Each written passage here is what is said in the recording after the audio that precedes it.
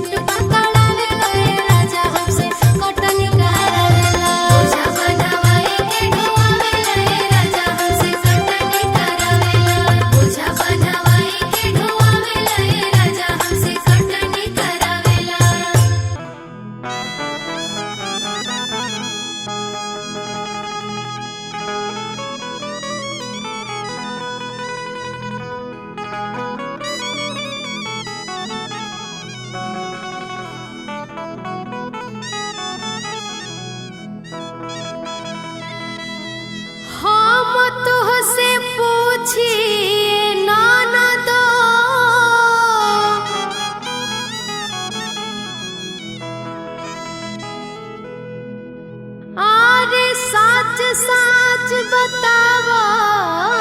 तू बतिया कोरोढ़नी में लागल कैसे तना दगिया